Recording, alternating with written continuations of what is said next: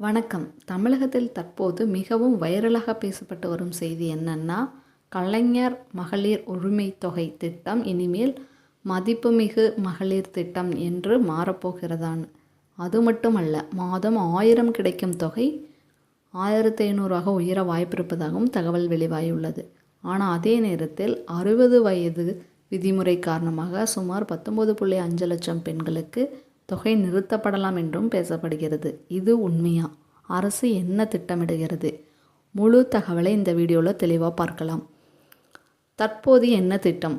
தற்போது தமிழக அரசின் கலைஞர் மகளிர் உரிமை தொகை திட்டத்தின் கீழ் தகுதியான குடும்பத் தலைவர்களுக்கு மாதம் 1000 வழங்கப்பட்டு வருகிறது. இந்த திட்டம் தொடங்கிய பிறகு லட்சக்கணக்கான பெண்களுக்கு உதவியாக இருந்தது. குறிப்பாக வீட்டு செலவு, மருந்து செலவு, குழந்தைகள் படிப்பு, சிறிய சேமிப்புக்கு கூட இதை யூஸ் பண்ணிகிட்டு இருந்தாங்க.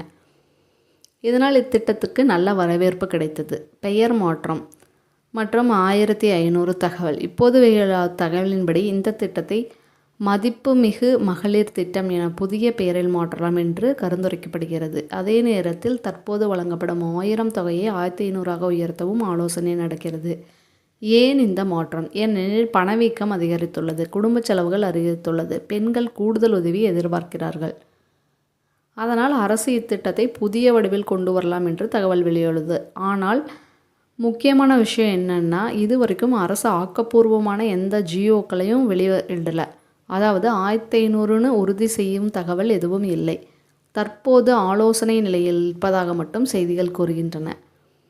19.5 லட்சம் பேருக்கு பணம் நிறுத்தப்படுமா? இந்த கேள்விக்கு பார்த்திங்கன்னா, இப்போது அதிகமாக பேசப்படும் மற்றொரு விஷயம்தான் இது. 60 வயது விதிமுறை. சில தகவலின்படி 60 வயதுக்கு மேல் உள்ளவர்கள் வேறு ஓய்வூதிய திட்டத்திற்கு மாற்றலாம் அப்படின்னு சொல்லப்படுறாங்க. அதனால் 60 வயதுக்கு மேல் இருக்கும் பெண்கள் பயப்படாதீங்க. இதுக்கு பதிலாக வேறு திட்டம் இருக்கும், ஓய்வூதிய திட்டம், அதில் சேர்ந்துக்கலாம். நீங்கள் இந்த மாதிரிக்கு மகளிர் திட்டத்திலிருந்து நீக்கலாம் எனவும் ஆலோசனை நடக்கிறது. அப்படி நடந்தால் சுமார் 19.5 லட்சம் பெண்களுக்கு இந்த தொகை நிறுத்தப்பட வாய்ப்பிருப்பதாகவும் கூறுகிறது. ஆனால் மீண்டும் சொல்கிறேன், இது ஆக்கப்பூர்வமான அறிவிப்பு இல்லை.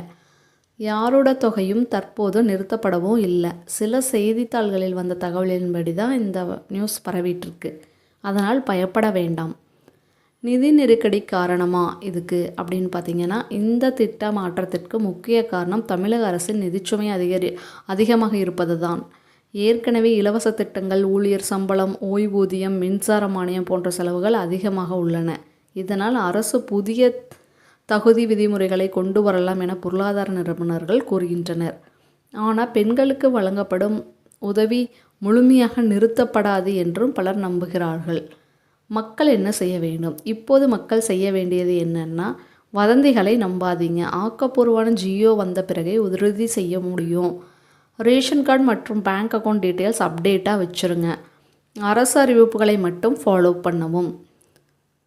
அப்படின்னா அந்த 1500 உயர்வு, பெயர் மாற்றம், 19.5 லட்சம் பேருக்கு தொகை நிறுத்தம், இவை அனைத்தும் தற்போது வெளியாகியுள்ள தகவல் மட்டுமே. ஆக்கப்பூர்வமான அரசு அறிவிப்பு எதுவும் இன்னும் வெளியாகலை.